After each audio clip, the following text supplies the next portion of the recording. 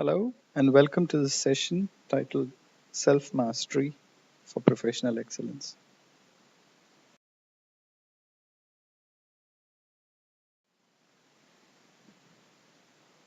I would like to start this session with a question. What is excellence? Think about this for a minute to understand better in terms of what excellence means to you as a person.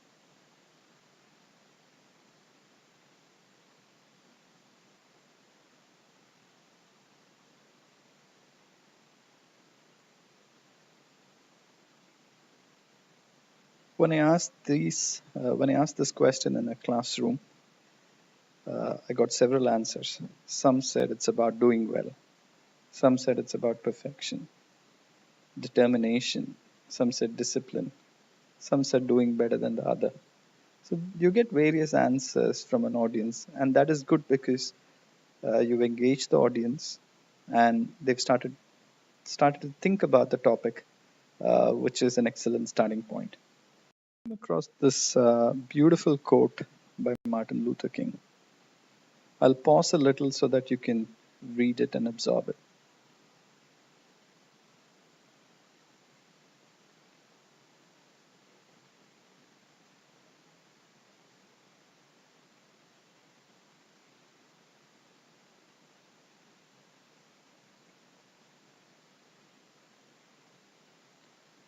To me, the beauty about this quote is that it not only addresses the topic of excellence, but I think it also addresses another topic which is very important but often overlooked: dignity of labor.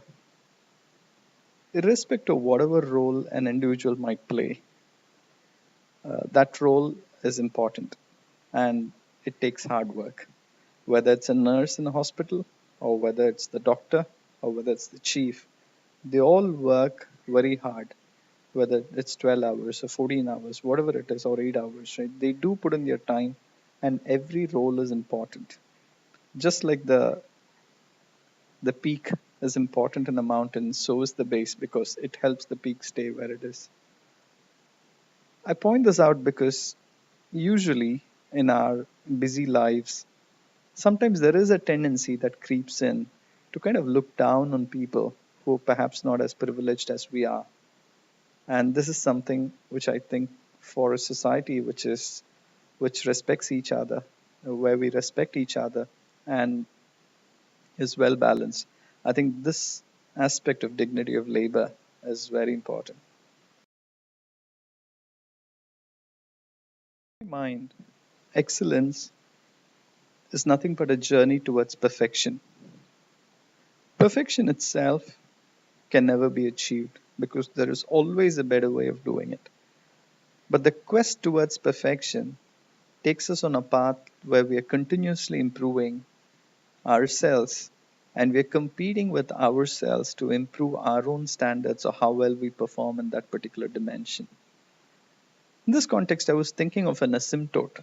You know, engineering students or science students would be very familiar with an asymptote. A normal distribution curve is an asymptote which never touches the x-axis. Similarly, I'm thinking of a asymptote of mastery, where we continue to master ourselves more and more in a particular dimension. And though we will never reach the absolute state of perfection, but with time, we get better and better and better. This is my understanding of excellence.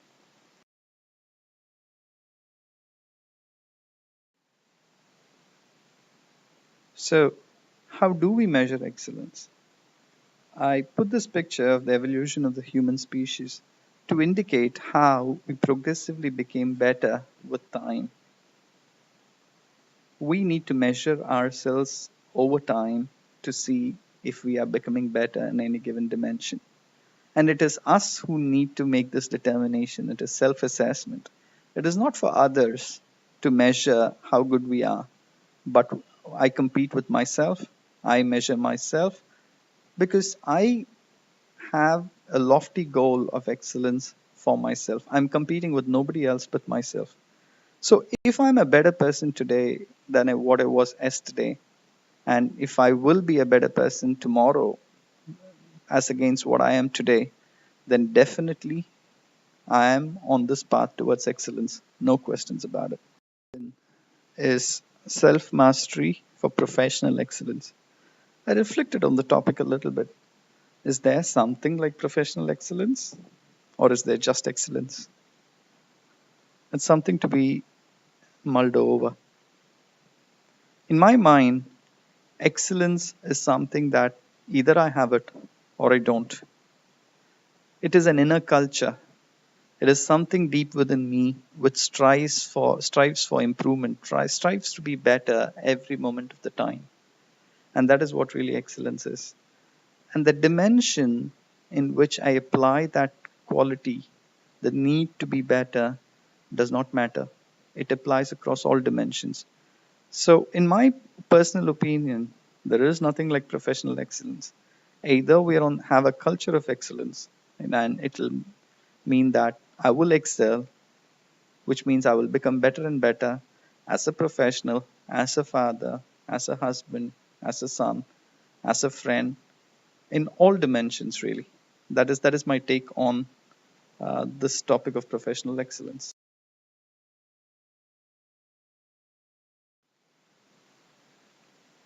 Let us pause for a minute to consider what our goal in life is. Again, this might come in multiple dimensions, but you may want to think about what the goal in your life is. The question I want to ask is the goal important or the journey to the goal important? For a good tennis player who's really an excellent tennis player, it is said that he plays every single point as if it's the first point of the match. We've heard of cricketers, good batsmen, they never look at the scoreboard because once you look at the score, you're distracted from your goal, which is to play and play extremely well.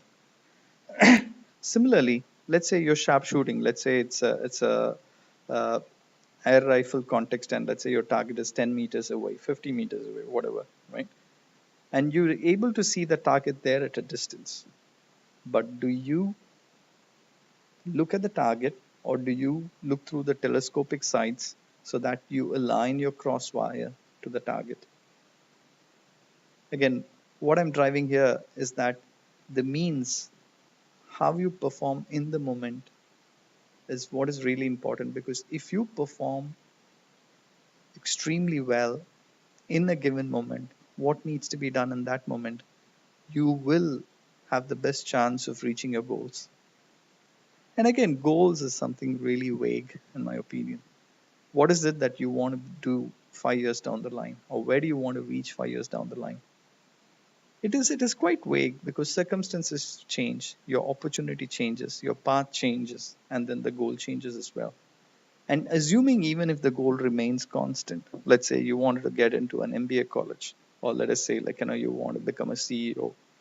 What happens when you get there? Let's say the goal stays constant, and let's say you get there. What happens then? Obviously, you want to go to the next step. If a person becomes a CEO, he wants to become the CEO of a larger organization, or maybe wants to acquire another company. And the goal always is receding. So what matters is how we apply ourselves to the journey, and how we deal with the path, and how well we'll deal with the path, and how excellent our approach is as against the goal itself. Excellence. I want to pause a little and ask this question. What contributes to excellence? Whenever I've asked this question, all that I've received is a number of inner qualities: the ability to strive towards a goal. Somebody said perseverance, somebody said hard work, somebody said determination, somebody said to keep trying, somebody said passion. Now, a question I want to ask is, where are these qualities? It is quite obvious that all these qualities, which can help us develop a character of excellence, a culture of excellence, is really inside ourselves. It is who we are, it is what our attitude is, what our inner attitude is, and how we approach our work, our actions, our responsibilities is really what determines whether we have a culture of excellence or not. So the question is, how do we develop that inner culture? How do we develop that inner attitude? How do we change ourselves where we need, we find the need to excel in whatever we do? Next, I want to give an analogy of a tree.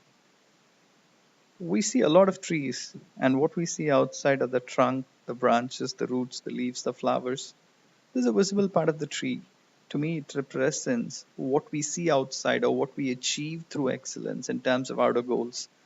But how do we achieve these goals is through what's unseen. Just like a tree is sustained by the depth and the health of its roots and how well it's nourished and how well it's nurtured. Similarly, I believe how well we achieve our goals, which is the external manifestation of what I am inside, is through my inner culture of excellence, my inner qualities. And that is unseen. It's like the roots within me. So, what about our roots? How good are our roots? How healthy is it? And what do we do to nurture these roots? Now, what do I mean by these roots and inner quality and so on? I'm talking about the inner qualities because excellence is only one word. Really speaking, what it stems from is so many inner qualities. It might mean things like patience, tolerance, courage, conviction, inner strength, compassion, most of all, love. Question is, how do we develop these inner qualities? That is the question that we need to ask ourselves to address this topic of self mastery and this subject of excellence. About this inner transformation. How do we undertake a journey to bring about inner transformation? Heartfulness is one such path. We call it heartfulness meditation because meditation is nothing but a trained technique to train the mind. We train the mind to think of one thing continuously, and that builds focus, that builds concentration, it shuts out distraction, and helps us channelize our entire attention to the work or the task that we have at hand. That is about training the mind, and that is meditation. But here we talk about heartfulness meditation because we meditate on the heart.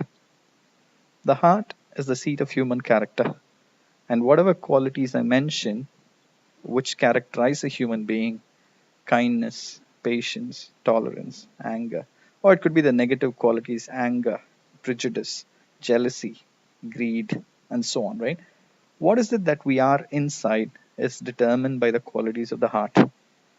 And by meditating on the heart, which is what we do in heartfulness meditation, we are able to not only train our mind, but bring about inner change in ourselves to build the positive qualities in our hearts, if for nothing else, just to be better human beings.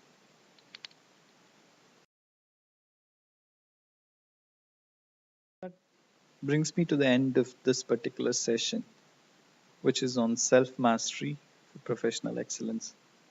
We talked about what is excellence, what is this culture of inner excellence, and how do we go about developing this culture of inner excellence.